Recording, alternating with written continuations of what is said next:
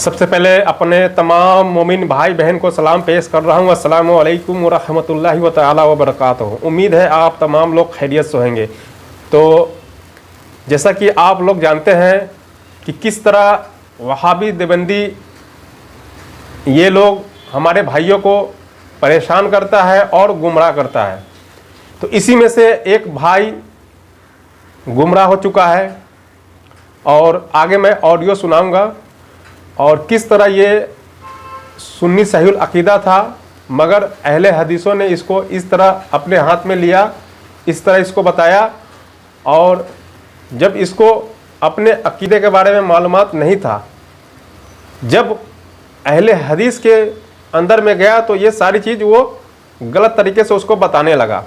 बताने के बाद क्या होता है, ये सिर्फ हदीस व कुरान और हम मुसलमान हैं ये बात कहने लगा, मगर उसको ज़रा सा भी इल्म नहीं है। आप आगे सुनेंगे ऑडियो। मैं उनके लिए मजाक नहीं बना रहा हूँ, लेकिन मैं आप लोगों को हकीकत दिखाने की कोशिश कर रहा हूँ। तो उन्होंने क्या किया, जो भी ऐतराज़ है उस पर बात किया। तो हमारे जमशेद अली कादरी को किसी भाई ने उनको लाइन पे लिया और समझाया कि हजरत इस तरह का मामला है, आप उनसे बात कीजिए। तो माशाल्लाह सुभान अल्लाह, और जमशेद अली कादरी साहब ने बहुत ही उम्दा बात किए और ज़बरदस्त समझाए हैं। यकीन जाने अल्लाह ताला से मैं दुआ करता हूँ, या अल्लाह हमारे जमशेद अली कादरी साहब को सलामत रख और उनके इल्म में और इजाफा दे। आप लोग भी दुआ करें उनके लिए। माशाल्लाह बहुत अच्छा काम कर रहे हैं। और यकीन जाने मैं खुद उनसे मिला हूँ और उनके पास इतना वक्त नहीं रहता है जो मतलब किसी से बात करते, लेकिन फिर भी हमारे अकीदे को बचाने के लिए नूर हसन भाई हो या जमशेद अली कादरी या ताहिर रजा कादरी साहब, जितने भी हमारे सुन्नी सहीउल अकीदा भाई है जो बात करते हैं, वो अपना वक्त निकाल कर बात करते हैं। किसी के पास वक्त नहीं रहता है, सब अपने कामों में व्यस्त रहते हैं। तो ये मत सोचिए आप लोग कि ये सिर्फ मतलब ये दिखाने के लिए, पैसे के लिए ये सब सारा काम करता है। नहीं, बिल्कुल नहीं। हम जो काम करते हैं अल्लाह और उसके रसूल बेशक जानने वाला है, हर दिल का हाल जानने वाला है। इसके लिए आप लोग बेफिक्र रहे। बस ये ऑडियो क्लिप मैं सुनाऊंगा आप लोगों को। ऑडियो क्लिप काफ़ी ज़्यादा लंबी है। मैं हमेशा आप लोगों को ये कहता हूँ कि जो मैं पेश करता हूँ, ये छोटी और बड़ी ऑडियो आप ये मत देखिए, या वीडियो हो कोई भी हो, उस बात को देखें कि क्या बोला जा रहा है वहाँ पे। समझने की बात, इल्म में इजाफा होने की बात, क्या क्या है उसमें, मालूमात बढ़ने वाली कौन सी बात है। ऑडियो हमारा देखे होंगे, कभी 4 मिनट 2 मिनट का भी रहता है, कभी 2-2 घंटे 1.5 घंटे का भी रहता है। क्यों रहता है? जो भी बात होता है हम मुकम्मल आप लोगों को सुनाने की कोशिश करते हैं, ताकि कोई ऐसी बात नहीं हो जो उसमें छूट जाए। मगर वो वहाबी देवबंदी क्या करता है, छोटी छोटी क्लिप बना कर, ऑडियो बना के आपको दिखा देता है, देखो ये भाग गया, वो भाग गया, इस तरह का बात बताता है, मगर पूरी ऑडियो क्लिप आप लोगों को नहीं सुनाता है। तो ये मुनाफिक वाला चाल हम लोग नहीं करते हैं। अल्हम्दुलिल्लाह हम लोग सुन्नी हनफी बरेलवी है। तो इस बात का ख्याल रखें आप लोग भी, ऑडियो लंबी हो या छोटी हो, बिल्कुल आप लोग देखें और इत्मीनान से देखें। ये नहीं कि आप लोग काम छोड़ के देखें, काम छोड़े भी मत, जब वक्त मिले तब देखें। तो इसमें देखिए जो हमारे सुन्नी भाई है किस तरह ये अहले हदीस बन गया और बोलता है मैं बुखारी, मुस्लिम, अबू दाऊद ये सारा चीज़ मैं पढ़ता हूँ खुद से। बताए एक गैर आलिम कैसे पढ़ सकता है, कैसे समझ सकता है। तो जब जमशेद अली कादरी से बात हुई तो उनको सारा चीज़ बताया, और पहले तो वो भाग रहे थे बार बार कि हम आपसे बात नहीं करेंगे, आप बदमजहब को सलाम का जवाब नहीं देते हैं। तो मतलब तरह तरह के बात बोल रहे थे, उसमें आप सुनेंगे ऑडियो में। तो जमशेद अली कादरी ने काफ़ी देर लगातार उनसे बात किए। जब वो काट के चले जाते थे तो फिर लगाते थे फ़ोन। तो ऐसे बात हुआ, फिर वो इंसान जो है धीरे धीरे समझने की कोशिश किया। और अल्हम्दुलिल्लाह मैं अल्लाह ताला से यही दुआ करूँगा कि ये जो भाई है इनको सुन्नी सहीउल अकीदा उसी पे कायम रखे, क्योंकि ये भटक चुका है। और दुआ कीजिए आप लोग भी इनके लिए, और आप लोग इस ऑडियो क्लिप को सुने, बहुत ही गौर से सुने और समझे, और जमशेद अली कादरी को दुआ से नवाजे आप लोग। अल्लाह ताला जितने भी हमारे मोमिन भाई बहन हैं सबको सलामत रख, आमीन सुम्मा आमीन या रब्बुल आलमीन। तो आप लोग इस ऑडियो क्लिप को सुने, जज़ाकल्लाह खैर। मुसलमान में कौन है आप? अहले हदीस जमात से जाने जाते हैं हम तो। अहले हदीस से ताल्लुक रखते हैं? जी जी। आपने सवाल पहला क्या किया था? सवाल मेरे हाँ उसका सवाल नहीं होता है, उसका मुहर्रम का। सुनिए, सवाल नहीं होता है, सवाल होता है। अरे अब मतलब मेरे मेरे जो मैं कह रहा हूँ ना उस चीज को समझो, मैं इतना पढ़ा लिखा नहीं हूँ। पढ़े लिखे नहीं हो, सवाल करने का ढंग है। देखो आपका ना, देखो आपने जवाब दिए, लेकिन आपने ना जबानी तौर से मोमिन वाले काम नहीं किए। आपने उसमें जो मैंने जवाब दिया है, जी जी, जो ताजिया के ताल्लुक से, मुहर्रम के ताल्लुक से जो भी जवाब दिया है, जी जी, उसमें क्या कमी है बताइए जरा। आपने अपनी आवाम को मतलब जाहिर बता दिया। क्या अपनी अकाम जाहिर बता दिया? बताया आपने जाहिर जो मुहर्रम हाँ हेलो अस्सलाम वालेकुम जी, मैं कह रहा हूँ आपको कैसे पता लगा कि जो मैंने जी मैं बद मजहब का जवाब नहीं देता मैं। तो हम आपसे बात नहीं करेंगे। मत करिए, मैंने बोला आपको बात करने के। जी आप बोल रहे बद मजहब का सलाम नहीं लेंगे, सलाम का मतलब बता दीजिए हमारी जुबान में। बद मजहब का सलाम नहीं लेते, नबी अलैहिस्सलाम की हदीस है। दीजिए मुझे ये बताइए, खाली तर्जुमा बताइए। आप आलिम हो? आप देखो मेरी बात सुनो, आप आलिम हो? समझा सकते हो? आप आलिम हो? नहीं मैं आलिम नहीं। जब आप आलिम नहीं है, पहले बात सुनिए, जब आप आलिम नहीं है तो आपने अपना नाम अहले हदीस कैसे रख लिया? मैंने नहीं बताया, आपने पूछा था तो मैंने नहीं तो कैसे रख लिया आपने अहले हदीस? मुसलमान बताया था आपको। अहले हदीस का मतलब क्या होता है मालूम है? मोहम्मद रसूलुल्लाह पढ़ता हूँ मैं, इसलिए मुसलमान बता रहा था। कादियानी भी पढ़ता है, वो भी मुसलमान है। मैं शिया भी पढ़ता है, शिया भी पढ़ता है, रावजी भी पढ़ता है, कादियानी भी पढ़ता है, चक्रालवी भी पढ़ता है, नसरानी भी पढ़ता है। और हमें सबको अल्लाह के हाथ होते हैं, गाना है, अल्लाह के हाथ होते हैं, नहीं गाना। अल्लाह के हाथ होते हैं, अल्लाह के हाथ है जी। मैंने कब बोला? अभी तो बोला अल्लाह के हाथ में। क्या अभी तो आपने बोला? मैंने हाँ वो निकल गया होगा मेरे मुंह से, हाथ नहीं होते। अगर आप इतनी बारीकों में जाओगे तो मैं आपको एक बार भी नहीं आपको पता है शरीयत के अंदर बारीकी भी पकड़ी जाती है। नहीं बोलने दूंगा, यकीन करो तुम। मैं इतनी बात करता हूँ। अगर आप अपने आलिम को लेके आओ ना, आप अपने आलिम को क्यों नहीं लेके आ रहे हो? मतलब ये है जैसे कि कुरान ने जाहिलों से बहस करने के लिए मना किया, मालूम है आपको? मैं जाहिल नहीं हूँ, मुझे हिदायत। अभी तो आपने बोला, अभी जब आप हिदायत खुद ही पा चुके, आपने अपना नाम अहले हदीस रख लिया। बताइए, देखिए काम है बताने का। सलाम का जवाब हम नहीं देते बद मजहब का। मैं सलाम का तर्जुमा पूछ रहा हूँ अपनी। मैं क्यों आपको तर्जुमा बताऊं? आप अहले हदीस हो, आपने अपना नाम अहलुल हदीस रखा है, उसका माना क्या होता है? मैंने तो आपको मैंने बताया नहीं। अहले हदीस का माना क्या होता है? अरे भाई ये कादिर गलत आदमी, अजीब आदमी है यार तुम आलिम बन के आए हो मेरे पास, तुम आलिम बन के थोड़ी आए हो। तुम सीखने वाले थोड़ी बन के आए हो मेरे पास। सलाम का तर्जुमा हिंदू को भी दे दो, सलाम का तर्जुमा ये बता ही नहीं रहे, बताओ। मैं क्यों बताऊं तुमको? तुम हो कौन? नहीं बता सकते। मैं क्यों बताऊं? तुम अपने आप को अहले हदीस कहते हो। पता नहीं है इसका मतलब तुम्हें? मेरे को क्यों नहीं पता है? तुम्हें इल्मे गैब है? मालूम ही नहीं है जब तो। तुम्हें इल्मे गैब है, मुझे नहीं मालूम है। हाँ मालूम ही नहीं है। तुम्हें इल्मे गैब है, तुमने इल्मे गैब का दावा किया। बाकी और कुछ नहीं सीखे। जाहिलों से बहस करने के लिए अल्लाह ने मना किया है।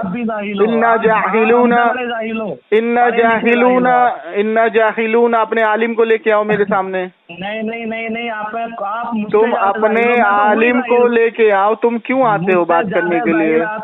जाहिल नहीं होता है, जाहिल होता है। तुम एक बात बताओ, अल्लाह के रसूल सल्लल्लाहु अलैहि वसल्लम इसी तरीके से जवाब देते थे? बिल्कुल। अल्लाह के रसूल ने तो मुनाफिकों को कत्ल किया है।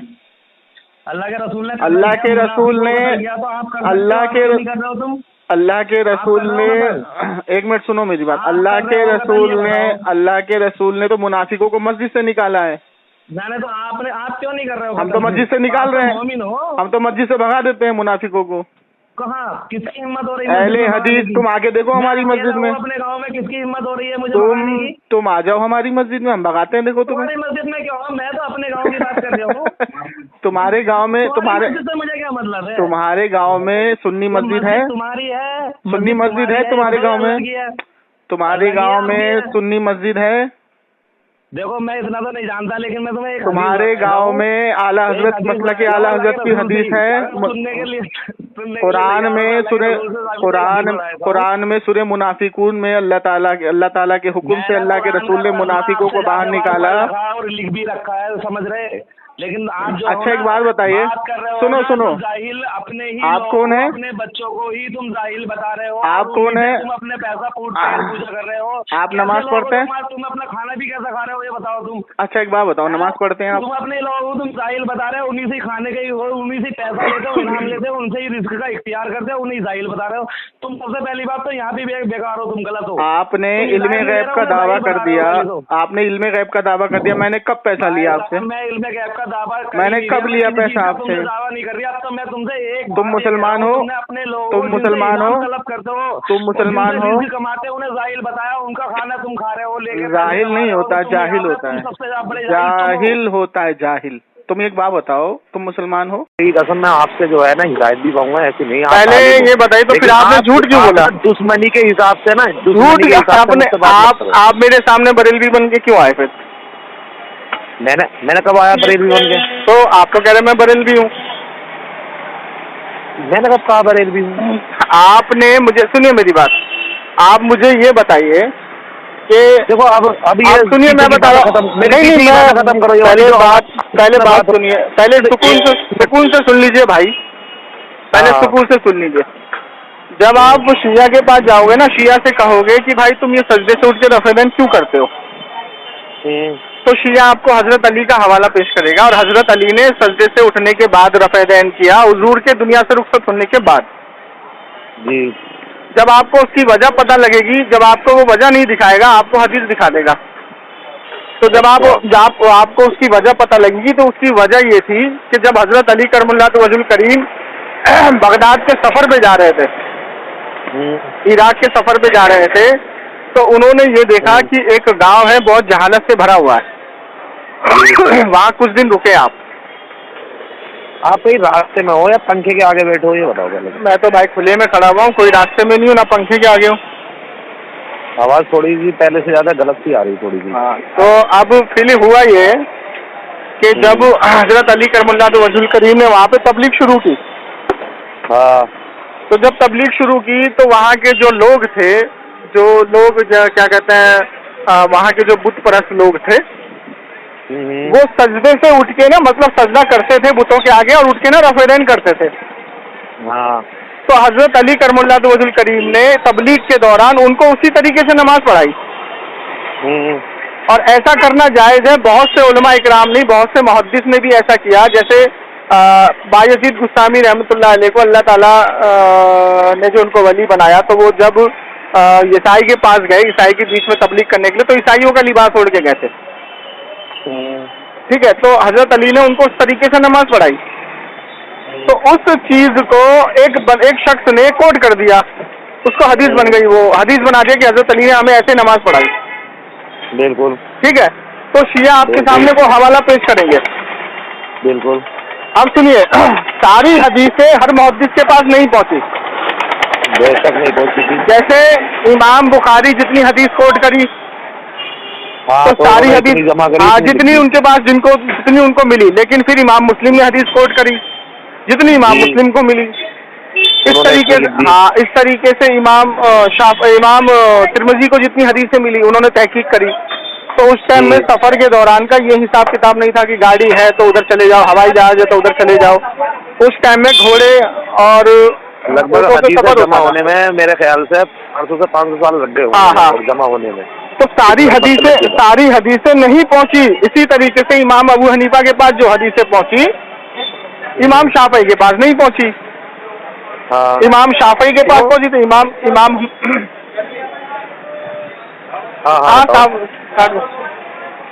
तो इमाम शाफई ने जो तहकीक करी, तो जैसे मिसाल के तौर पे जो हदीस है इमाम अबू हनीफा रहमतुल्लाह अलैह के पास पहुंच गई, तो जो इमाम अबू हनीफा रहमतुल्लाह अलैह के पास नहीं पहुंची वो इमाम शाफई के पास पहुंच गई, बेशक। और जो इमाम शाफई के पास नहीं पहुंची वो इमाम हम्बल के पास पहुंच गई, तो जो इमाम हम्बल के पास नहीं पहुंची वो इमाम मालिक के पास पहुंच गई। ठीक है, इसी तरीके से तर्के रफ़ैदैन की जो हदीस है, तर्के रफ़ैदैन की हदीस जो है बहुत से मुहद्दिस के पास नहीं पहुंची। तो जब तर्के रफ़ैदैन की मैंने आपको एक हदीस दी बुखारी शरीफ की, आप सुनिए दूसरी हदीस है मुस्लिम शरीफ की 968 नंबर, 968 नंबर, वो तो सलाम फेरते वक्त हाथ उठाने की। नहीं, आपने यही तो मैं आपको बताता हूँ। सुनिए राबी जो है, सुनो, अरे सुनो बात सुनो, आपने अरबी मतन पढ़ा उसका? जी, अरबी में अरबी मतन के अंदर, अरे सुनो यार, अरबी मतन के अंदर राफ़ईकुम मौजूद है कि नहीं?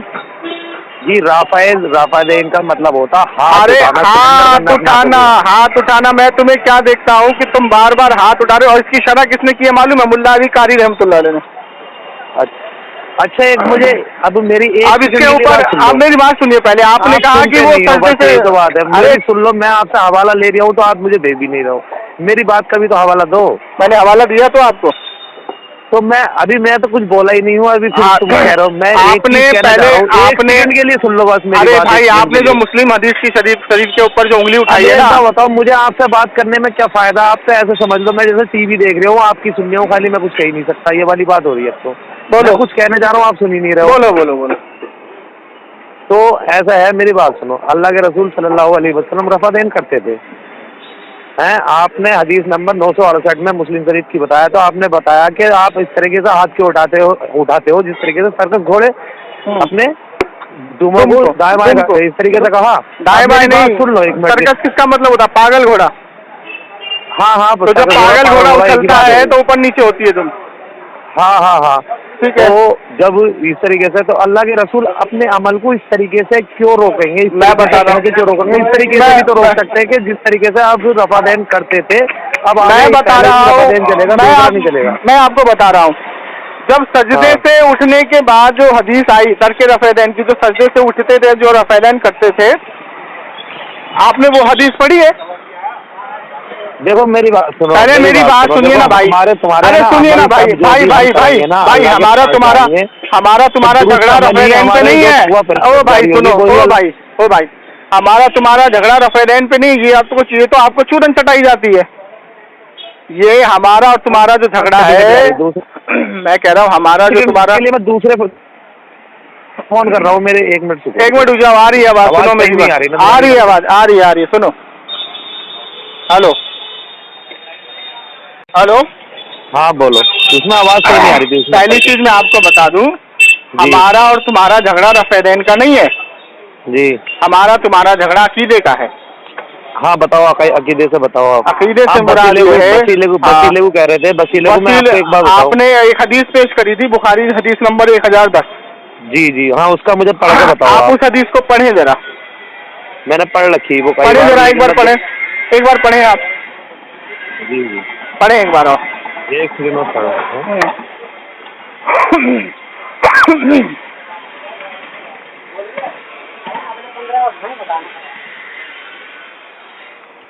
जब कभी उमर रजी अल्लाह ताला अन्हु के ज़माने में कहत सूखा पड़ता था, तो उमर रजी अल्लाह ताला अन्हु अब्बास बिन अब्दुल मुत्तलिब रजी अल्लाह ताला के एक वसीले जरिए से दुआ करते थे। ठीक है। और फरमाते कि ए अल्लाह, पहले हम तेरे पास अपने नबी करीम सल्लल्लाहु अलैहि वसल्लम का जरिया लाया करते थे। ठीक है। इस जमाना तो ये मतलब हजरत उमर रजी अल्लाह ताला अन्हु की पढ़ते रहो आप। तो तू पानी बरसाता था। ठीक है। अब हम अपने नबी करीम सल्लल्लाहु अलैहि वसल्लम के चाचा को वसीला जरिया बनाते हैं। चलिए ठीक है। तो तू हम पर पानी बरसा। अनस रजी अल्लाह, बहुत बारिश हुई। हाँ, खूब बहुत बारिश। अब ये बताइए, ये हदीस पूरी हो गई यहाँ पे? तुम बताओ। पूरी नहीं, मैं यहाँ पे तो मेरे ये पास हदीस नहीं है। हाँ, ये हदीस पूरी नहीं हुई। हाँ तो पूरी अब कैसे नहीं हुई मैं नहीं बताऊंगा, इमाम हजर से बताऊंगा ना। जी। इसकी शरह फतहुल बारी, शरह बुखारी, इमाम हजर अस्कलानी रहमतुल्लाह अलैह ने की है। जी। आपने फरमाया कि हजरत उमर फारूक रजी अल्लाह ताला अन्हु ने सहाबा को ये हुक्म दिया कि हजरत अब्बास का वसीला पकड़ें। जी उसकी वजह ये थी कि अल्लाह के रसूल सल्लल्लाहु अलैहि वसल्लम हजरत अब्बास को अपने वालिद के दर्जे पे रखते थे जी और हजरत उमर फारूक रजी अल्लाह ताला अन्हु को उनकी सुन्नत पे अमल करवाना था। क्यों? क्योंकि हजरत अब्बास तो अशरा मुबशरा में से नहीं थे जी और अशरा मुबशरा में से अगर हजरत उमर फारूक चाहते तो अपना वसीला ले सकते थे। हजरत अली भी मौजूद थे, हजरत उस्मान भी मौजूद थे और अहले बैत भी मौजूद थी। जी जी तो हुजूर अलैहिस्सलाम की इस सुन्नत पे अमल करना था। जी तो जब हजरत उमर फारूक ने हजरत अब्बास का वसीला पकड़ा जी तो हजरत अब्बास ने दुआ क्या की? इसमें तो नहीं है ना हदीस में दुआ क्या की उन्होंने? जी मेरा ना मैंने आपको अरे सुनिए ना भाई, मैंने पहले फोन करा था ना, वो मेरा व्हाट्सएप नंबर है, इसे पूरी हदीस को भेजना पहले तो। पूरी मैं शरह के साथ भेजूंगा आपको। जी जी हजरत अब्बास रज़ियल्लाहु ताला अन्हु ने दुआ की कि ऐ अल्लाह ये मुझे तेरी बारगाह में वसीला बना के लाए जी और मैं तेरी बारगाह में नबी अलैहिस्सलातु वस्सलाम का वसीले से दुआ करता हूँ, बारिश अता फरमा और मेरी लाज रख। और खूब बारिश हुई। अब सुनिए, अब आपने ये हदीस पढ़ दी, मैं आपको एक बुखारी की हदीस दूंगा। हजरत अम्मी आयशा रजी अल्लाह ताला अन्हा हजरत अबू बकर सिद्दीक रजी अल्लाह ताला अन्हु के आखिरी वक्त में जी एक दुआ करते हैं। दुआ क्या करती है? एक शेर पढ़ती है जी कि मेरे नबी की वो शान है कि जिसके वसीले से बारिश की दुआ की जाती है। जी ठीक है, तो आप उनसे ये शेर पढ़ती हैं कि एक ऐसी शख्सियत है जिसके वसीले से बारिश की दुआ की जाती है और जिसके वसीले से आलम दुनिया में हर एक चीज चल रही है। तो हजरत अबू बकर सिद्दीक फरमाते हैं कि हाँ ये मेरे नबी की शान है। तो यहाँ पे जुमले हैं कि दुआ की जाती है जी और इस हदीस में है हजरत अब्बास का वसीला। जी अब देखिए, अब आपको एक गलतफहमी में और डाला जाता है। आप मुसन्नफ इब्ने अबी शैबा की हदीस निकालिए। जी कौन सी है? मुसन्नफ इब्ने अबी शैबा है आपके पास? ना ये वाली हदीस ना है। चलो मैं दे दूंगा। इसके अंदर हजरत उमर रज़ियल्लाहु ताला अन्हु के जमाने में कहत जारी होता है। तो एक शख्स आलिमदार हुजूर अलैहिस्सलातु वस्सलाम के कब्र पे जाते हैं और कहते हैं या रसूलुल्लाह बारिश नहीं हो रही है, उम्मत को सैराब कीजिए और इनकी मदद कीजिए। तो अल्लाह के रसूल ख्वाब में तशरीफ लाते हैं। जी कहते हैं कि आप लोग सैराब किए जाओगे, उमर के पास जाना, मेरा सलाम कहना जी और कहना आप लोग सैराब किए जाओगे और दुश्मन धाक लगाए बैठा है, अपने जज्बातों पे काबू रखें। अब हजरत उमर फारूक के पास वो सुबह गए। हजरत उमर फारूक सुनते हैं और रोने लगते हैं और कहते हैं अल्लाह मैं तो अपने जज्बात पे काबू रखता हूँ, क्या करूँ, हालात मेरी हाथ में नहीं होते। जी ठीक है, अब इस हदीस के अंदर जब हम अहले हदीस को ये हदीस पेश करते हैं तो वो ये कहता है इसमें दो रावी ज़ईफ हैं, एक हामिश जी और एक अबू साले। तो जब हम बुखारी की सही हदीस में ये दो रावी दिखाते हैं तो उनका स्टेटमेंट चेंज हो जाता है, बदल जाते हैं। वो बदलते ये है कि सही बुखारी में इन रावी से हदीस आएगी तो काबिल कबूल है और सही मुसन्नफ इब्ने शैबा में आएगी तो ये काबिल कबूल है। तो हमने बोला ये हवाला पेश करें, ये किस मुहद्दिस का कौल है कि अबू साले और हामिश से ये हदीस अगर बुखारी के अलावा किसी और में आएगी तो वो काबिल कबूल नहीं है। तो इसका जवाब नहीं देते। जी हमने इसके ऊपर चैलेंज ठोक रखा है कि कोई भी अहले हदीस मुसन्नफ इब्ने अबी शैबा की हदीस को सही साबित कर दे, मुंह मांगा इनाम देंगे, लेकिन नहीं करते। चलें ठीक है, अब मुझे ये बताएं कि हुजूर अलैहिस्सलातु वस्सलाम का कपड़ा मुबारक जो हुजूर के जिस्म से सिर्फ टच हुआ है, सिर्फ टच हुआ है, एक सहाबिया के पास मौजूद। इस हदीस पे तो अहले हदीस अमल नहीं करते। आज की तारीख में तो हुजूर का जुब्बा मुबारक रखा हुआ है, हुजूर का प्याला मुबारक रखा हुआ है, रखा है कि नहीं रखा है? जी हाँ रखा है। तो एक सहाबिया के पास हुजूर का जुब्बा मुबारक था। ये बुखारी की हदीस देना हूँ आपको मैं, एक दही दे देना, सही है? ठीक है। तो जब कोई मदीने में बीमार पड़ता था तो आप उस जुब्बे को पानी में डुबो करके और उनको पिलाती थी, वो शिफा पाता था, शिफा पा जाते थे। इसी तरीके से एक सहाबा के पास हुजूर का नोह मुबारक यानी दाढ़ी का एक बाल मौजूद था। हाँ, और जब कोई बीमार होता था या तकलीफ में होता था तो आप जो है प्याले के अंदर पानी में डाल के उस नोह मुबारक से पानी पिला देते थे और वो शिफा पाता था। आज की तारीख में इस पे अमल नहीं होता। जी ठीक है, मतलब सही हदीस पे अमल नहीं होता। अब जी। जो जुब्बा मुबारक जो मेरे जिस्म हुजूर के जिस्म से सिर्फ टच हुआ है, जी उस कपड़े का अदब इतना है, तो मेरे नबी के जिस्म का और मेरे नबी के नाम का वसीला कितना जबरदस्त होगा। बेशक। आप सुनिए, अब एक हदीस और देता हूँ आपको। हजरत हुनैफ रजी अल्लाह ताला अन्हु नाबीना, एक नाबीना शख्स नबी अलैहिस्सलाम के पास आए और कहा, या रसूलल्लाह मेरी आंखों की दिनाई आ जाए, अल्लाह से दुआ कर दीजिए। जी। तो आपने कहा कि मैं, अगर तू इस दुआ ना करवाए तो ये तेरे हक में बेहतर होगा मैदान महशर के लिए। जी। तो आपने कहा कि नहीं, आप दुआ ही कर दीजिए।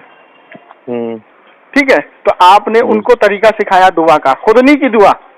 ये आपके नंबर से फोन क्यों आ रहा है? मेरे नंबर पर फोन आ रहा है किसी का। तो आपने दुआ खुद नहीं की, आपने उनको सिखाया कि जाओ पहले अच्छे से वजू करो, उसके बाद 2 रकात नमाज पढ़ो, और नमाज पढ़ने के बाद ये दुआ करो कि ऐ अल्लाह, मैं तेरे ताल्लुक से नबी अलैहिस्सलाम के वसीले से तुझसे दुआ करता हूँ, मेरी आंखों की दिनाई अता फरमा और मुझे उनकी शफाअत नसीब फरमा। तो हजरत ने ये दुआ की, तो नबी अलैहिस्सलाम ये सिखा के उनको चले गए। तो हजरत ने ये दुआ की और उनकी आंखों की रोशनी आ गई। अब ये जो अमल था, क्या ये उनके लिए खास था या आम था? आम था। आपकी ना आवाज कटी कटी आने लगी, नेटवर्क में नहीं हो आप। 1 मिनट रुक जाओ, अब आ रहा होगा, नेटवर्क आ गया। हाँ सही है। हाँ, तो ये जो दुआ उनको सिखाई अल्लाह के रसूल ने, तो ये आम दुआ थी, खास नहीं थी उनके लिए। ठीक है, और उनको ये दुआ सिखाई। ठीक है, तो अल्लाह के रसूल सल्लल्लाहु अलैहि वसल्लम ने ये दुआ उनको सिखाई कि अल्लाह, मैं तेरी बारगाह में नबी अलैहिस्सलाम के वसीले से दुआ करता हूँ, मेरी आंखों की रोशनी अता फरमा। जी। और उनकी आंखों की रोशनी आ गई। जी। अब हजरत अब्दुल्ला इब्ने उमर, जी, ये इमाम बुखारी हदीस लाए। 1 मिनट रुक जाइए, अल मौजिबुल, और क्या नाम है किताब का यार, रखिए। हाँ, इमाम बुखारी की हदीस है। किताब का नाम जहन में नहीं आ रहा, अभी बता दूंगा आपको। हजरत अब्दुल्ला इब्ने, और वो बाब कायम करते हैं कि क्या करे वो शख्स जिसका पाँव सुन हो जाए। तो हजरत अब्दुल्ला इब्ने उमर का पाँव सुन हो गया। जी। तो किसी ने उनसे कहा कि आप उनको पुकारें, उनको याद करें जिसको आप सबसे ज्यादा मोहब्बत करते हैं। जी। तो आपने पुकारा या मोहम्मदा। जी।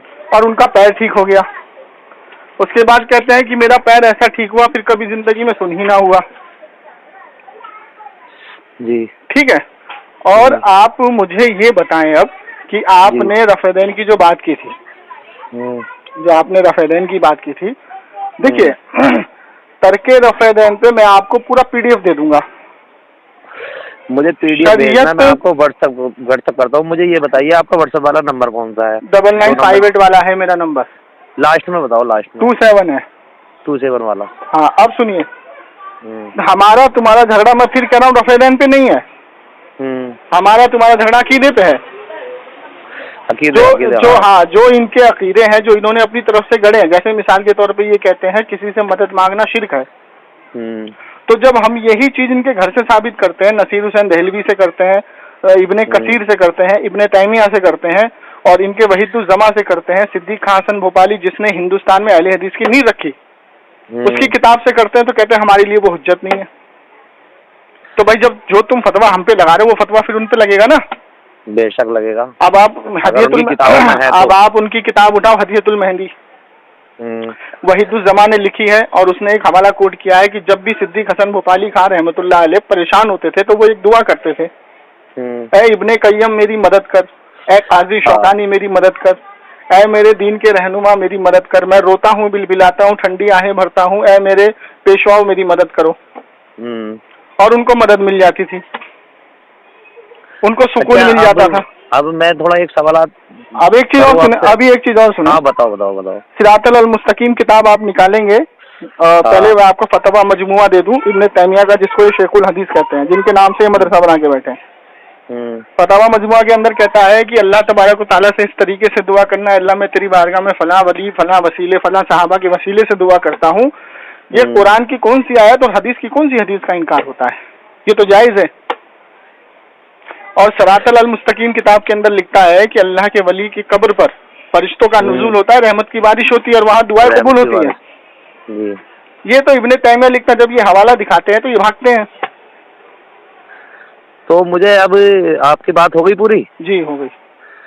अब मुझे एक चीज बताओ, जैसे कि मैं पहले इसी जमात में था, ठीक है। अब मैंने जब जमात बदली तो मैंने दुरूद जो लगाता हूँ मैं खाने पे, मैंने वो लगानी बंद कर दी। ये कहाँ तक दुरुस्त है, मुझे ये बताओ पहले। देखिए ये भी एक मुस्तहब अमल है। जैसे मैं आपको समझा देता हूँ, ये मैं आपको हदीस भी दूंगा इस पर कि वो आप हलवे वाली दोगे ना? हाँ, तो अल्लाह के रसूल सल्लल्लाहु अलैहि वसल्लम ने हलवा सामने रखा, तो वो मैंने आपकी वो सुन ली रिकॉर्डिंग में पूरी बात। अब मेरी बात मैं ये कह रहा हूँ कि हम तो दुरूद इस तरीके से नहीं लगाते। नहीं, मैं बता रहा हूँ आपको, सुनिए। इसका नाम फातिहा रखा गया है। उसकी वजह यह है क्योंकि इसमें सूरह फातिहा पढ़ी जाती है। तो हर आयत का नाम अलग अलग होता है। जैसे अगर हम कुरान की आयतें पढ़ते हैं, सूरह नास, सूरह फलक, ठीक है, आपने बताया उसमें रिकॉर्डिंग में सूरह फातिहा का, इसलिए फातिहा का हमने नाम रख दिया। अब मैं आपको समझा देता हूँ। जैसे मैं आपको समझाता हूँ, जैसे आप जो हैं, आप घर में पूरे महीने काम करते हैं जी। यही काम शेख अब्दुल कादिर जिलानी रहमतुल्लाह अलैह ने अपनी किताब गुनियतुल, ये क्या नाम है, अभी नाम का नाम आ जाएगा, मैं आपको याद बता दूंगा। उन्होंने तो बुनियादुल तालीब ही लिखी है खाली, बाकी नहीं, आपकी गलत फहमी है। क्या एक ही किताब लिखी है उन्होंने? फतुल गैब नहीं लिखी है? फतुल गैब पढ़ी है आपने? फतुल गैब नहीं पढ़ी मैंने। तो गुनियतुल तालिबीन इसलिए अहले हदीसों ने चुनी है क्योंकि उसको अपने इदारे में ये छापने लगे हैं और उसके अंदर इन्होंने फेरबदल कर दिए हैं लोगों को, अवाम को धोखा देने के लिए। तो मैं आपको आप मेरी बात पूरी नहीं सुन रहे हैं। मैं कह रहा हूँ कि हम जो दुरूद लगाते हैं हम इस तरीके से नहीं लगाते हैं। नहीं, मैं समझाता हूँ। सूरह फातिहा, फिर हम जो है मुर्दों पे जो हम शवाब पहुँचाते हैं, मुर्दों पे सवाब, एक मिनट मेरी पूरी बात होने दो। जब हम मुर्दों पे सवाब पहुँचाते हैं, जैसे मेरे वालिद साहब का भी इंतकाल हो गया है, 2-2.5 साल हो गए, तो उन पे जैसे कि मैं पहले था तो हमारे घर पे जैसा हमारी अम्मी वगैरह थी या भाई है ना, वो आज हमारे पापा ने ये खाते देखा कुछ दिन तक, मतलब उनके जो है सपने में आते रहे और जो है उसी हिसाब से जो है खाना बनाया, उसी हिसाब का जिस तरीके का उन्होंने सपने में देखा उसी हिसाब का फिर उनके नाम से जो है हमने दुरूद लगानी शुरू कर दी, जैसे मौलवी लगाते हैं हमारे मोहल्ले के। तब मुझे इतना थोड़ा बहुत इल्म भी नहीं था, तो इल्म तो अभी भी नहीं है आपको भाई। हाँ, नहीं है आपके सामने, आपके जितना नहीं हो सकता। तो मैं ये कह रहा हूँ, फिर हम ये तो कहीं साबित नहीं मिला मुझे कहीं कि मुर्दों पे सवाब पहुँचाना। और दूसरी बात बुखारी शरीफ की 7049 हदीस है, आप कौसर पर रसूलुल्लाह सल्लल्लाहु अलैहि वसल्लम होंगे और हम लोगों का खेमा होगा और अल्लाह सुब्हानहू व तआला हमें अल्लाह के रसूल के आगे से खींच लेगा।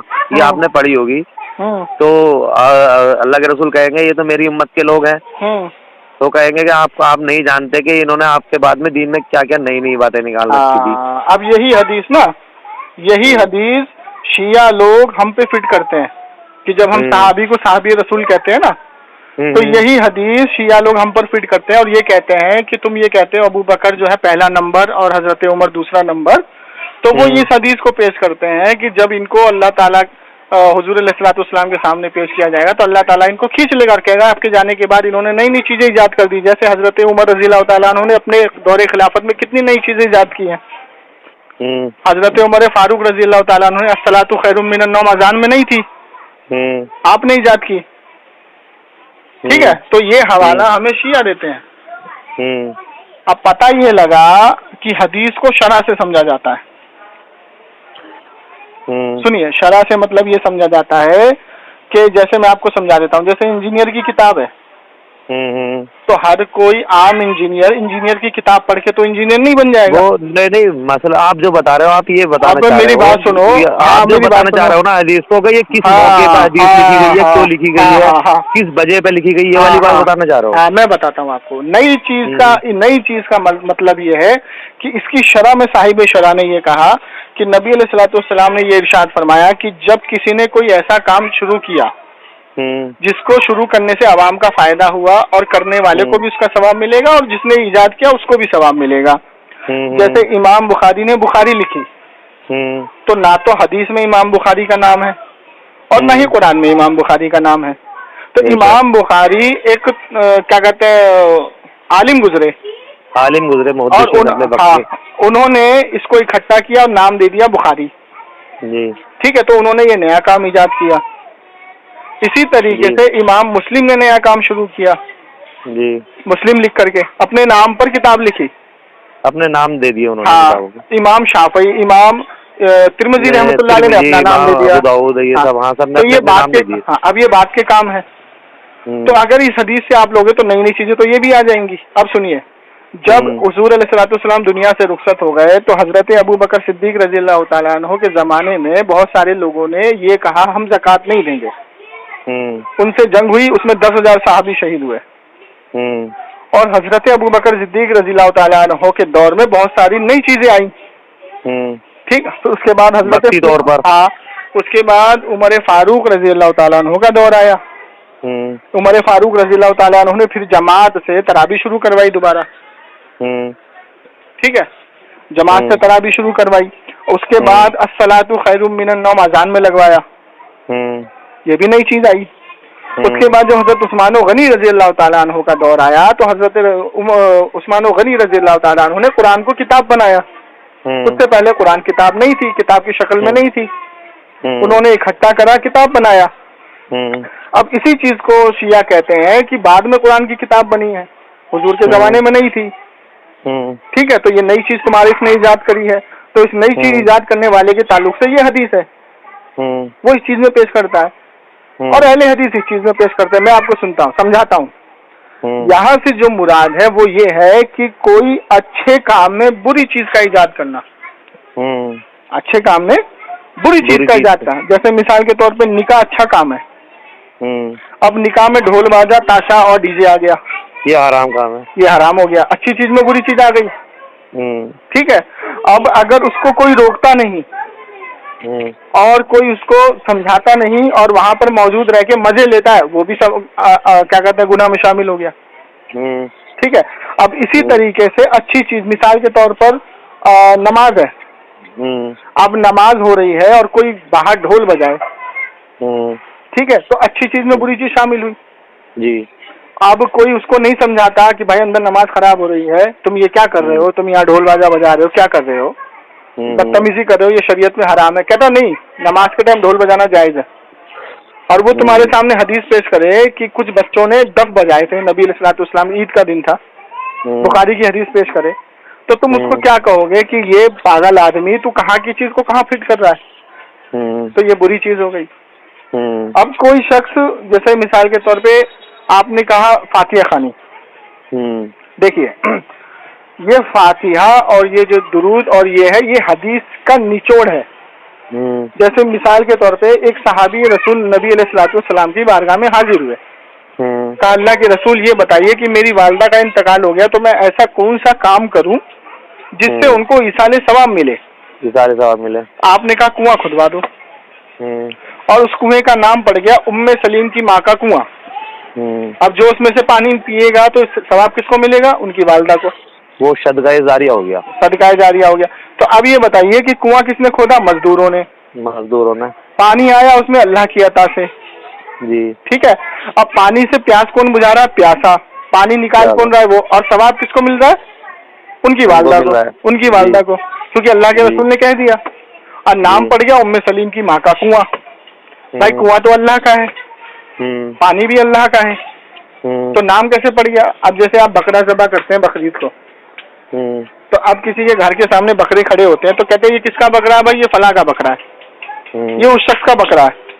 बकरे में जान डालने वाला कौन, अल्लाह। आपको पैसा देने वाला कौन, अल्लाह। आपके घर में बकरा पहुंचाने वाला कौन, अल्लाह।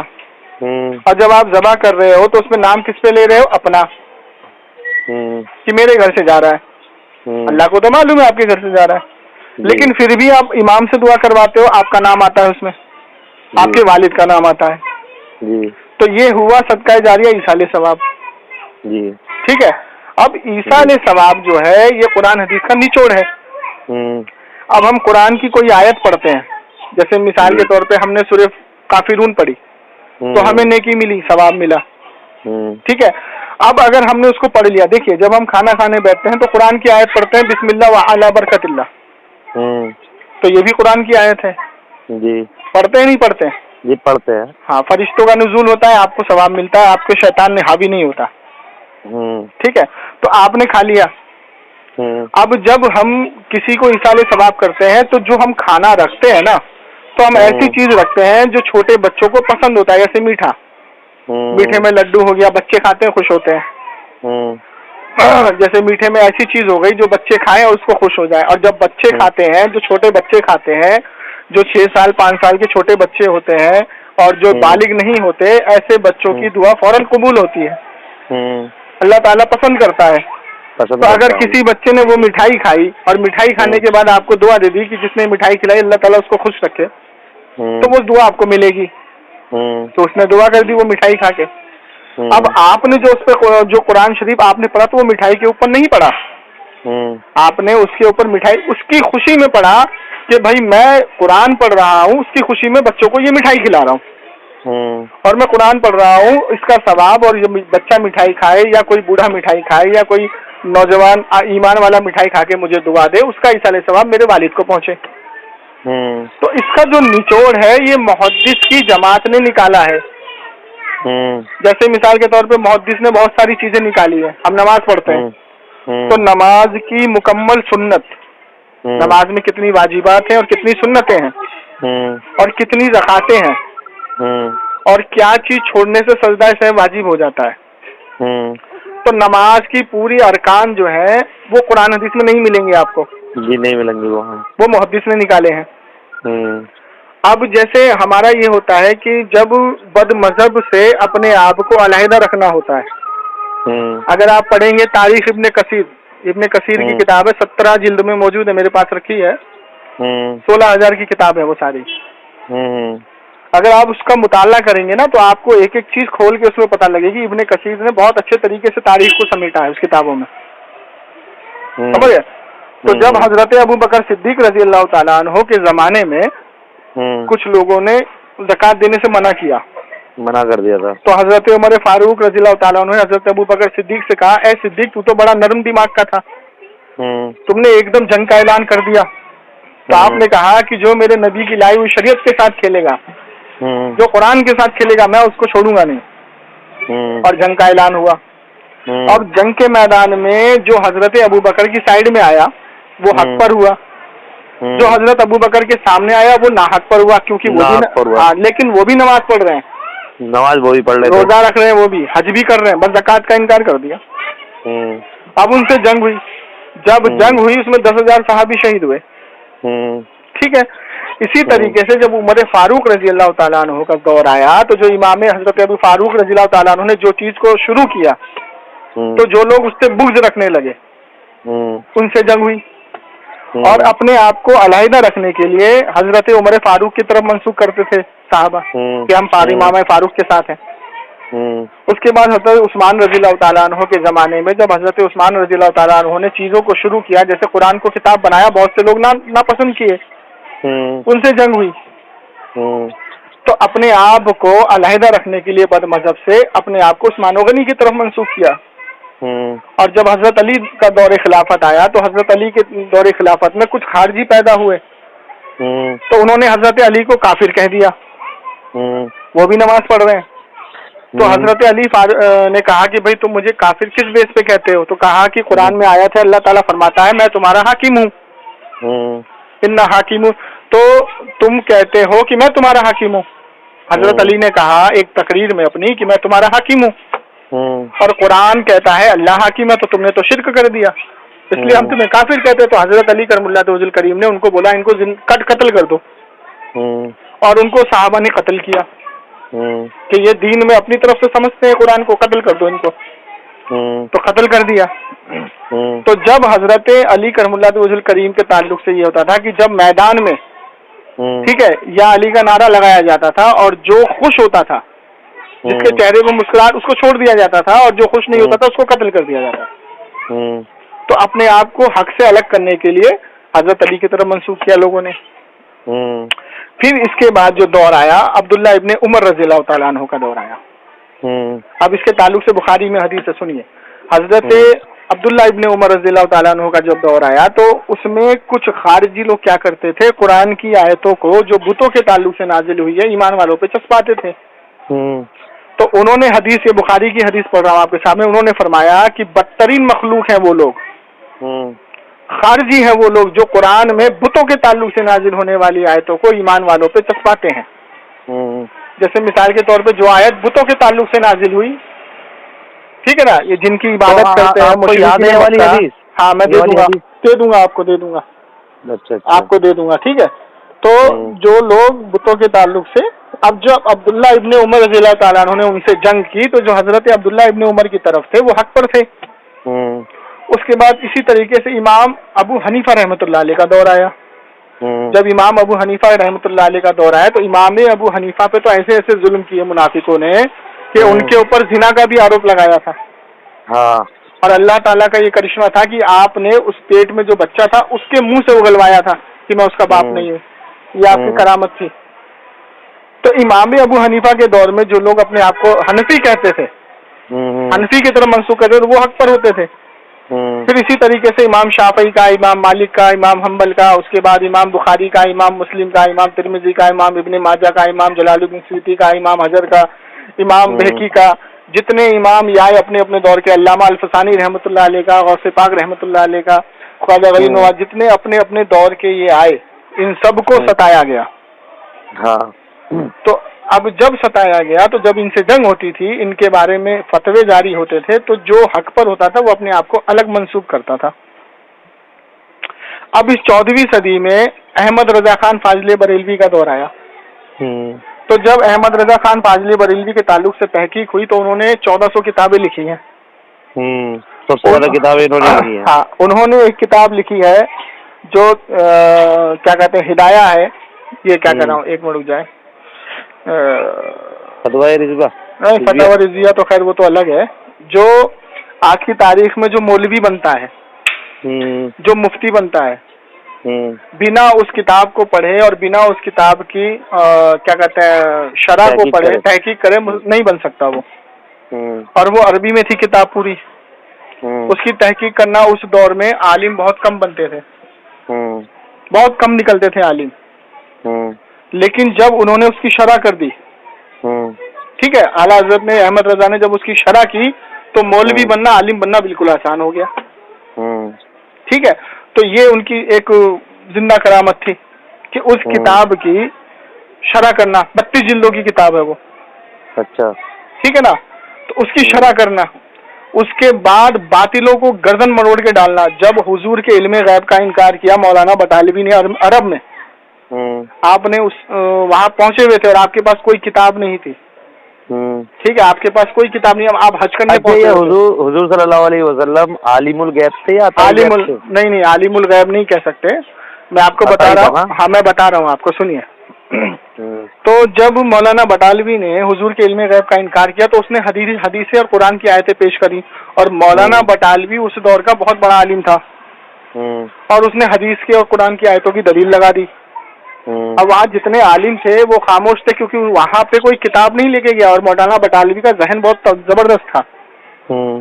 तो जब पता लगा कि अहमद रजा खान हिंदुस्तान से आए हैं हज करने, उनको बुलाया गया और कहा ये मौलाना बटालवी हुजूर के इल्मे गैब का इनकार कर रहा है, तो या तो आप इनसे वक्त ले लें मुनाजरे का कि आप किताबें मुतैया कर लें, या फिर आप जैसा अच्छा समझते। उन्होंने रात भर का वक्त मांगा और उन्होंने किताब लिखी अद-दौलतुल मकिया, 850 सफ़े की किताब है और दोनों हाथों से लिखते थे, और बुखारी की हालत थी। उन्होंने किताब लिखी, पहले ही सफ़े पे उन्होंने क्लियर कर दिया। पहले सफ़े पे क्या लिखते हैं कि अल्लाह के आगे नबी का गैब ऐसा है जैसे 7 समंदर का दरिया, हाँ, और चिड़िया उसमें से पानी भर ले सोच में, उससे भी कम अल्लाह के रसूल का इल्म है। ठीक है, और नबी के आगे आम लोगों का और हुजूर के सहाबा का इल्म ऐसा है जैसे 7 समंदर का दरिया और चिड़िया उससे कम चोंच में पानी भर ले जी। ये तो उन्होंने इल्म गैब की नफी कर दी कि अल्लाह के आगे हुजूर का इतना इल्म गैब है और हुजूर के आगे आम लोगों का इतना इल्म गैब है, और सहाबा हो, ताबई हो, तबे ताबई, सबका इल्म बता दिया आपने पहले ही सफ़े में। अच्छा, कुछ लोग ये आलिमुल गैब के कहते हैं अल्लाह के रसूल। नहीं, मैं बताता हूँ आपको, ये उनकी जहालत है। देखिए, बुखारी की हदीस है, जब अल्लाह के रसूल सल्लल्लाहु अलैहि वसल्लम ने बकरीद का दिन है कुर्बानी की और सहाबा को एक ग्राउंड में इकट्ठा किया और सहाबा से पूछा, ऐ सहाबा तुम्हें पता आज क्या दिन है? तो भाई अभी बकरीद का दिन है, अभी कुर्बानी की है, तो सहाबा को बोलना चाहिए था ना कि आज बकरीद का दिन है। तो सहाबा की 1 लाख और कम और बेश जमात ने कहा कि अल्लाह और उसका रसूल जाने। जी। उसके बाद अल्लाह के रसूल ने कहा है, सहाबा तुम्हें पता है इस पहाड़ के पीछे क्या है, या इस पहाड़ के पीछे कौन सा लश्कर आ रहा है या क्या है? तो मैं बता दूं तो? हाँ मैं बता दूं तो हाँ तो तुम उस पर ईमान ले आओगे? तो सहाबा ने कहा अल्लाह जाने और उसका रसूल जाने। जी। ये उनका कॉल था सहाबियों का। जी, और आज के वहाबियों का कॉल क्या है? अल्लाह जाने रसूल ना जाने। देखो अब सुनिए, मैं बताऊं, मैं बता रहा हूँ, खैर ऐसा तो नहीं कहते हैं। नहीं मैं बता रहा हूँ, आपने नहीं आपने मेराज रब्बानी नहीं कहते हैं। आपने तौसीफुर रहमान की तकरीर नहीं सुनी। देखो तौसीफुर रहमान मेराज रब्बानी की नहीं सुनी। यजीद के लिए ज्यादा वो करते हैं वो लोग। सुनो मेरी बात, तो ये भाई ये आपका कहना है कि आप उन्हें फॉलो नहीं करते। अहले हदीस की सारी तकरीरें सऊदी अरब से, सारे बयानात वहीं से लॉन्च होते हैं इनके। आप मेरा फॉलो नहीं करते। देखो आप यकीन करो, तुम करो या मत करो यकीन, देखो अल्लाह बेहतर करे। चलो मैं आपको कुरान और हदीस में जो मिल जाता है ना हम उसे फॉलो करते हैं। नहीं आपको मैं बताता हूँ। चलिए ठीक है, ये बताएं कि एक शख्स है, मतलब जैद है, समझ लो जैद है, और वो हुजूर की शान में मेरी बात सुनो या तो मुझसे आप ना कल बात करो, मुझे अपनी बेटी की दवाई भी लेने जाना है। एक लास्ट बात बोल दूं। हाँ सुना दो, एक सुन लूंगा मैं। जैसे कादियानी फिरका है और वो अहमद कादियान ने नबूवत का दावा कर दिया। आप जैसे अब आप जैसे कोई लोग उनकी जमात में शामिल हो गया, लेकिन वो ये कहता है कि मैं अहमद कादियान के इस बात को नहीं मानता, ठीक है, मैं नमाज पढ़ता हूँ और कुरान हदीस में जो मिलता है उसको ले लेता हूँ, लेकिन आप नमाज उसी के मानने वाले के पीछे पढ़ रहे हो, मस्जिद में उसी की पहले बात सुनिए ना, बात कही थी जाहिल अवाम, ये अवाम वो अवाम, तो इस तरीके से तो वो लोग हमारे साथ में भी नमाज पढ़ते हैं, जाहिली लोग तो नहीं ना। हुजूर अलैहिस्सलाम की हदीस है मुस्लिम में, अबू दाऊद शरीफ में जी, कि बद मजहब जब तुम्हें सलाम करे तो उसका जवाब ना दो, वो मर जाए, सुनिए पूरी सुन लीजिए हदीस, जब वो मर जाए तो उसकी इयादत के लिए ना जाओ और उसके साथ शादी भी ना करो, और जब वो नमाज पढ़े खड़े होके तो उनके साथ नमाज अदा ना करो। अब इस हदीस की शरह में सुनिए, इस हदीस की शरह में साहिब शरह ने इमाम हजर ने 2 मुराद लिए बद मजहब से। एक मुराद वो है जो जरूरियात दीन का इनकार करते हैं, जैसे कादियानी जरूरियात दीन का इनकार करते हैं, हदीस का इनकार कर देते हैं वो जी। दूसरे बद मजहब वो हैं जो नबी अलैहिस्सलाम की शान में गुस्ताखी करते हैं जी। ये 2 मुराद है, ठीक है। अब ये 2 मुराद से हदीस आपको मिल गई कि बद मजहब के साथ खड़े होकर नमाज भी ना पढ़ो, हुजूर के कौल है, तो नमाज कौन पढ़ता है? जो कलमा को होगा वही तो पढ़ेगा ना जी। अब देखिए हुजूर की हदीस की मुखालफत, लास्ट बात बोल के फोन काटा हूं, 2 मिनट लगेंगे। हुजूर की हदीस की मुखालफत इन्होंने कैसे की पैसा कमाने के चक्कर में, वो सुनिए। देखो इजमा से साबित है और हर शख्स जानता है कि आज की तारीख में अहमद कादियान का जो फॉलोवर है, जो हाजी करके है, जो धड़ाधड़ लोगों को पैसा दे दे के कादियानी बना रहा है, उसके ऊपर तमाम आलिमों का, मुहद्दिस का इजमा है वो काफिर है, ठीक है ना जी। हुजूर की हदीस है कि काफिरों को मक्के में दाखिल ना होने देना, और काफिरों को मक्के में दाखिल तो छोड़ो, मक्के के इर्द गिर्द भी दाखिल ना होने देना। और ये लोग उसको हज करवाते हैं, 3 हज कर चुका है वो कादियानी। अब ये हदीस की मुखालफत करने वाला कौन हुआ? यही हुए ना। अब सिर्फ वो नहीं किया, उसके साथ पूरा काफिला जाता है कादियानियों का। जब तुमको उसके बारे में मालूम है, उसकी शक्ल मौजूद है, उसकी हर चीज मौजूद है, हर बात उसकी मौजूद है, सामने है, फ्रंट पे है, और तुम उसको हज करवा रहे हो, तो ये हदीस की मुखालफत हुई या नहीं? हो रही है। अब ये कौन कर रहा है? यही लोग कर रहे हैं, अहले हदीस ही हैं तो सारे। तो बस चलिए अब बात खत्म हो गई, आप उनकी जमात से हटे, ठीक है। जो हदीस की मुखालफत जानबूझ के करे, उनकी जमात को लात मारे, मसला के आला हजरत पर आए, और आपने इल्म नहीं सीखा, नहीं तो आप कभी बहकते नहीं। नहीं मैं बहक नहीं रहा हूँ। देखो हम तो हिदायत पाने के लिए, अल्लाह की कसम यकीन नहीं करोगे। चलिए आप देखिए, कितने दिन हो गए आपको? सुनिए, आपको इतने दिन हो गए, बचपन गुजर गया, इतने साल हो गए, आप बच्चे वाले हो, बूढ़े हो गए हो, नौजवान नहीं हो। नहीं हुआ, अभी लड़का ही हुआ। हाँ लड़के ही हो। इतने दिन हो गए आपको, आपने इतने दिन से इल्म क्यों नहीं सीखा, और अब आप इल्म क्यों सीख रहे हो? क्योंकि बद मजहब ने आपको पिन तोड़ी कि देखो ये बुखारी की हदीस है, ऐसा नहीं है, आप 4-5 हदीस नहीं सुनिए, आपने बुखारी हदीस 1010 बताई, आपको तो नहीं मालूम था बुखारी, आपने तो कभी पढ़ी नहीं थी, तो किसी ने आपको बताई या किसी ने आपको किताब देकर के दिखाया, देखो बुखारी की 1000 ऐसा नहीं, किताब नहीं देखा, नहीं दिखाया, तो किसी ने तो बताया ना आपको। आजकल हमारे पास भी रहता है, बहुत सारी चीजें मिल जाती हैं। अब मैं बताता हूँ, और आप भी ऐसा नहीं कि उसमें जो है ना, ये बरेलवी मौलाना होते हैं, देवबंदी होते हैं, अहले हदीस वाले भी होते हैं, कादियानी भी होते हैं, बहुत सारे लोग ऐसे अलग अलग अब एक बात बताएं, सुनता हूँ जब जाकर निचोड़ना, उनमें से ही किसी ने बताया कि भाई 1010 में ये है, तो 1010 में ये है, तो आपको पूरी बात नहीं बताई ना। हदीस तो समझा जाता है, नहीं मिली। जैसे मैं आपको समझा देता हूँ, जैसे मैंने आपको हदीस दे दी, जिसने एक वक्त की नमाज छोड़ी वो काफिर हो गया, हदीस तो बुखारी के दरवाजे पे उसका नाम लिखा गया। हाँ, तो अब मुझे ये बताइए, तो अगर किसी ने एक वक्त की नमाज छोड़ दी, आप तो उसको काफिर कहने लगेंगे?